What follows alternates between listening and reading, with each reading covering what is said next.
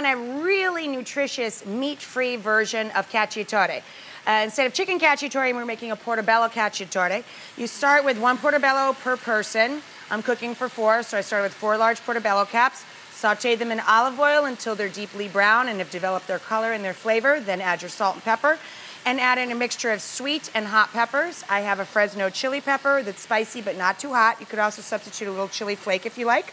I then use the light green cubanelle pepper or the mild frying pepper, a red bell pepper, a red onion. You could substitute a yellow, whatever you have on hand in your pantry, a couple of cloves of garlic, and a few tablespoons of fresh thyme. I also added, because we just started growing a garden the last couple of years, my husband and myself, and we always have zucchini this time of the year to use up. So I threw in a zucchini, I seeded it a little bit so I wouldn't put too much liquid into our sauce, and so that the little half moons would stay together. And I just cooked the vegetables until tender crisp. Stir them around another couple minutes because they're going to continue to cook in the sauce itself. Then add a little bit of tomato paste, a couple tablespoons. Now, tomato paste, like dried herbs and spices, it's been trapped in that tube for a while. You have to wake it up. So give it a stir until it's fragrant. And it's sort of been activated. Then you add a little shot of dry wine. I like red wine with cacciatore.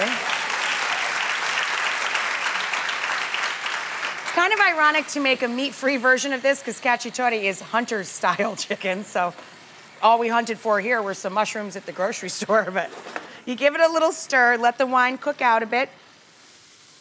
And I like adding a little splash of stock to make things taste like they've been simmering all day, like your grandma cooked for you that day, when really they can be very quick cooking. So a little splash of stock, and then 1 can of Italian tomatoes. Heads up, some brands use the name San Marzano in the title of their product, but they're not actually San Marzano tomatoes. They're not actually Italian tomatoes. Of course, there's a great price on a canned tomato of any variety in the grocery store. Take advantage of it, bring it home. So you let that cook down about 20 minutes.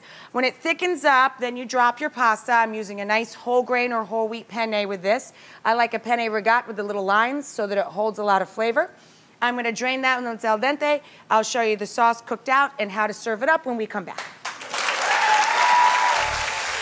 So guys, I'm making a really nutritious meal for the whole family. I've got some whole wheat or whole grain pasta that I've cooked up to al dente with a nice bite left to it. Drain it, put it back into the hot pot. My mom always put a little dab of butter and a little sprinkle of cheese over the pasta before she tossed it with whatever sauce. It's really delicious. It kind of glosses up the sauce. It lets the sauce hang out on your tongue a little longer. And it's just the way my mom always made pasta when I was a little kid, so that's what I do. Take a little of that magic starchy cooking water, turn it around with the butter and the cheese. The reason we use whole wheat or whole grain pasta for our all-vegetable portobello mushroom cacciatore is because it's a great way to add more nutrition into meals that kids already love, like pasta night.